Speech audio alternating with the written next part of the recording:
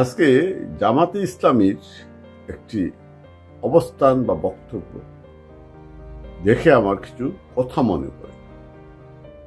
প্রথমেই বলি, জামাতে ইসলাম কি করেছে। যেহেতু ইউনূস বাংলাদেশের প্রচুর টাকা খরচ করে তারেকের সাথে একক বৈঠক করে নির্বাচনের তারিখ এগিয়ে এনেছে, তাই জামাত আজকে নির্ধারিত ঐক্যমত কমিশনের বৈঠকে যোগদান করেন এবং তারা কিছু প্রশ্ন রেখেছে, বিবৃতি দিয়েছে এবং বলেছে যদি সেই প্রশ্নের সন্তোষজনক উত্তর না পায় তারা তাহলে আগামীকাল বা পরশুদিন আর সেই বৈঠকে তারা বয়কট করতে পারে এবং যদি সন্তোষজনক উত্তর পায় তাহলে তারা আবার ঐক্যমত্য কমিশনের বৈঠকে যোগদান করবে। এই যে মান অভিমান চলছে, মাঝে মধ্যে বিএনপি মান করে, মাঝে মধ্যে এনসিপি রাগ দেখায়, মান করে এবং রাগও দেখায়। জামাত ইসলামের এই প্রথমবার অভিমান করলো, কারণ এতদিন তাদের ইচ্ছা মতোই চলছিল, তারা যা চাচ্ছিল তাই চাচ্ছে এবং এখনো হয়তো ইউনূসের মনে ইউনূস যে প্ল্যানিং করে অগ্রসর হচ্ছে, হয়তো জামাত ইসলামকে এই জিনিসটা বুঝাতে সক্ষম হবে সে আসলে নির্বাচনটা সঠিক সময় দিবে না, শুধু বিএনপিকে ম্যানেজ করাতে জন্য, মান ভাঙানোর জন্য অভিনয় করছে। এই বিষয়টা দেখে আমার মনে হয়েছে আপনারা কেউ বিষয়টা অন্যভাবে নিবেন না, আমি রূপক করতে কথা বলছি। আমার মনে হচ্ছে ইউনূস তার 3 স্ত্রী 303-এর সংসার করছে এবং সে 300 মান ভাঙাতে ব্যস্ত সময় কাটাচ্ছে গত 10-11 মাস ধরে, বিশেষ করে 10-11 মাস ধরে বলা যায়। এবং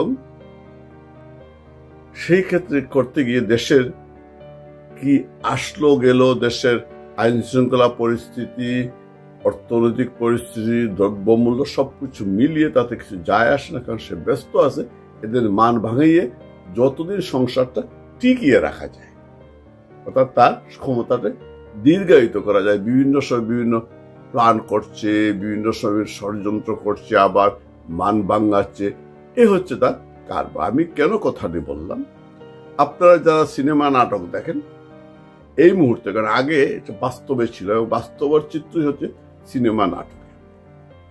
এখনো হয়তো গ্রামাঞ্চলে খুঁজলে পাওয়া যাবে, অনেক অনেক পরিবারই পাওয়া যাবে, অনেক মাতব্বরকে পাওয়া যাবে।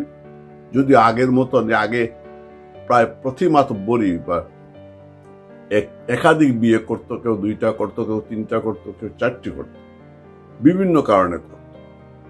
আবার কেউ কেউ পারিবারিক চাপে সন্তান হয় না, তাই প্রথম বউ সন্তান হয়নি, দ্বিতীয় বিয়ে করাতো, দ্বিতীয় বিয়ে বউ সন্তান হচ্ছে না, তৃতীয় বিয়ে করে 4টা পর্যন্ত। যেহেতু আমাদের একটা অজুহাত দেওয়া হয় ইসলাম ধর্মে নাকি 4টে বিয়ে জায়েজ। কেন জায়েজ, কেন অবস্থায় হযরত মুহাম্মদ সাল্লাল্লাহু আলাইহি সাল্লাম জায়েজ করে, সেই দিয়ে কিন্তু কেউ যায় না।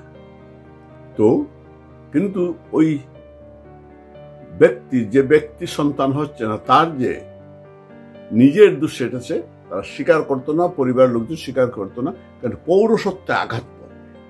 সেই কারণে একের পর বিয়ে করতো। এখন সেই সংখ্যা কমে গিয়েছে, যদিও এখনো আছে।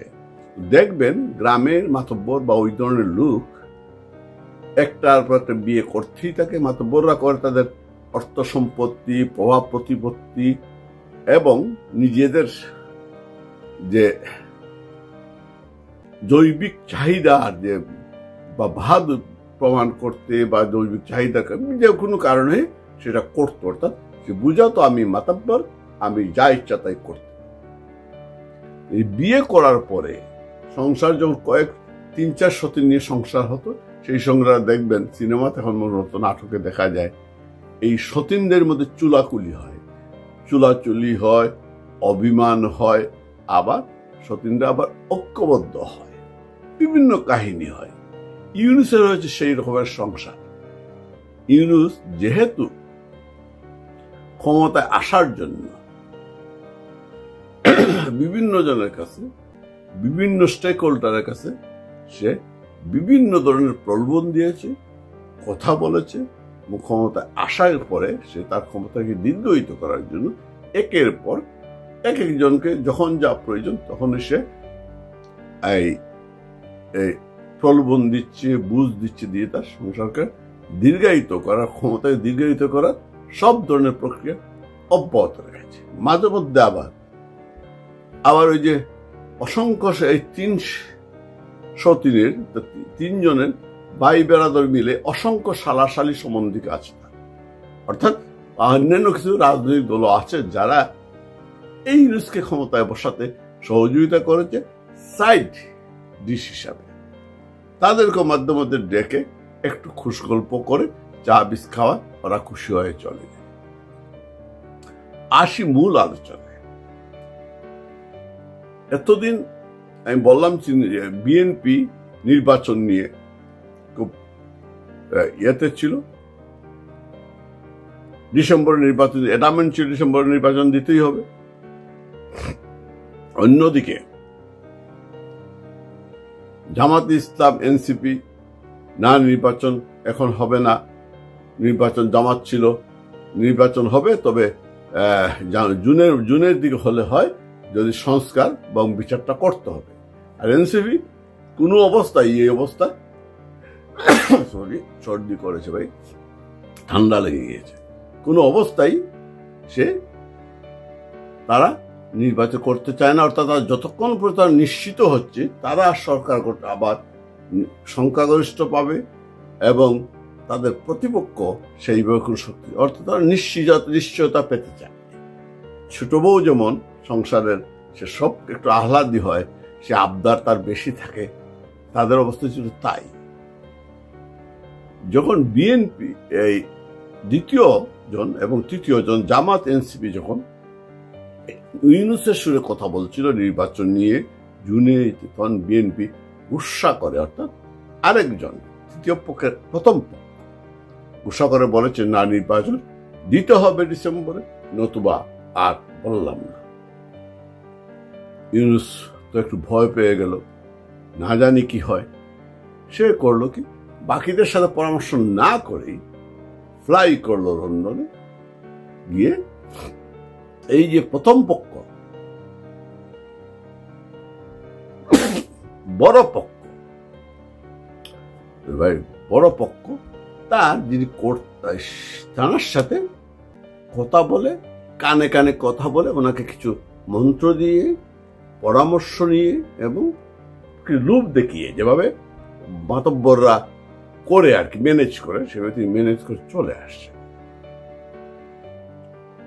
ছোট পক্ষ এনসিপি মারাত্মক গুসা করেছে, তবে তারা ওই মাতব্বরের আশপাশ ছাড়তে চায় না, কারণ তারা তো সর্বকনিষ্ঠ, তো তাদের আবদারটা বেশি। আবার মাতব্বর যেহেতু ওরা সবে মাত্র যৌবনবতী হয়েছে, সুতরাং তাদের কি বেশি পছন্দ, তার পছন্দের কিন্তু তারাই বেশি, কিন্তু তাদের দিয়ে কাজটা হচ্ছে, তাদের স্বার্থটা পুরোপুরি যেভাবে আশা করছে এটা হচ্ছে না, কারণ জনগণ এদেরকে নিচ্ছে না, গ্রহণ করছে না, এদেরকে যেখানেই পায় পিটায়, এবং নিজেরাও এই বিভিন্ন আকাম কুকার মাধ্যমে জনগণের কাছে বিতর্কিত হয়ে পড়েছে। শেষ পর্যন্ত যে তুষারের এবং আরেক নেত্রীর যেটা আমরা দেখলাম অডিও কল, সেটা তো আর ব্যাখ্যা করার প্রয়োজন নেই। এইদিকে আবার দ্বিতীয় পক্ষ ভীষণ গুসা, আমাদের সাথে কথা না বলে শুধু বড় পক্ষের সাথে কথা বলে নির্বাচনের তারিখ এগিয়ে নিয়ে আসে, আমরা মানব না এবং আমরা ঐক্যমত্যের কমিশনে যাব না। যেই কথা সেই কাজ, তারা গেলেন না, শর্ত দিলেন আমাদেরকে খুশি করতে হবে, আমাদেরকে বুঝাতে হবে কেন। তাই সরকারের যে এই ডাস্টবিন শফিক, যে প্রধান উপদেষ্টার প্রেস সচিব, সে অবশ্য সরকারের মুখপাত্র হয়ে গিয়েছে, সে তার মুখে আজকে শুনলাম সে আশা প্রকাশ করছে কালকে দ্বিতীয় পক্ষ জামাতে ইসলাম ঐক্যমত্য কমিশনের বৈঠকে আসবে। তার মানে কি, এখন ইউনুস এই পক্ষকে খুশি করতে হবে। খুশি করতে হলে তাকে কানমন্ত্র দিতে হবে, তাকে বিভিন্ন প্রলোভন দিতে হবে, তাকে বোঝাতে হবে যে তুমি রাগ করছো কেন, তুমিই তো আমার সবচেয়ে কাছে, এইসব বলে তাদেরকে ম্যানেজ করবে। এই যে মান অভিমান চলছে, এতে করে আমাদের দেশের 12টা বেজে যাচ্ছে। অর্থনীতি কোনো কিছুই ঠিক নেই, শুধুই নিম্নগতি। ইতিমধ্যে আবার তাদের অতি আদরের ফুলকার তুর্ক, জাতিসংঘের যিনি মানবাধিকার কমিশনের প্রধান, যিনি শেখ হাসিনা সরকারের পতনকে ত্বরান্বিত করার জন্য সেনাবাহিনীকে হুমকি দিয়েছিলেন, তিনি একতরফা রিপোর্ট নিয়ে যে রিপোর্ট করেছেন জুলাই আন্দোলন নিয়ে, এবং সেইখানে তিনি আওয়ামী লীগ অনেক দোষারোপ করেছেন, যদিও অনেক কিছুই এই সরকার প্রকাশ করেনি। ওই রিপোর্টে কিন্তু বলা ছিল রাজনৈতিক দলকে নিষিদ্ধ করা যাবে না। আর তাদের আরেক প্রতিনিধি যিনি এই দেশে আছেন, তিনি বলছেন আওয়ামী লীগ ছাড়াও নির্বাচন অংশগ্রহণ, অর্থাৎ আওয়ামী লীগ লাগবে না। কিন্তু ওই যে বুলকার তুর্ক, তিনি আবার গতকালকে একটা বোম ফাটিয়ে দিয়েছেন, বলেছেন যে রাজনৈতিক দলকে নিষিদ্ধ করে আইন প্রণয়নের যে বিষয়টি অত্যন্ত উদ্বেগজনক। এতেই আবার অনেকের মাথা নষ্ট হয়ে গিয়েছে। তবে আমি তাতে কোনো ভুক্তি, কারণ এই সরকারের অধীনে আমরা নির্বাচনে যাব কি যাব না সেইটা হলো পরের বিষয়, আগের বিষয়। আওয়ামী লীগকে বাদ দিয়ে নির্বাচন করতে পারবে না, গ্রহণযোগ্য হবে না, সেটা বুলকার্তুক বা পুলকার্তুক বলবে কেন? ওদের কথায় কেউ শুনবে না। উনি হয়তো কানে কানে বলে দিবেন তোমরা নির্বাচন করো, আমি বাইরে সেই কথাটাই বলব। আবার শেষ কথা, ইউনুস ব্যস্ততার 303-এর মান ভাঙাতে দেশবাসীর 12টা বাজছে, অর্থাৎ পাটা ফিতাইলের ঘষাঘষির মধ্যে আমরা শেষ হয়ে যাচ্ছি। সবাই ভালো থাকবেন, সুস্থ থাকবেন।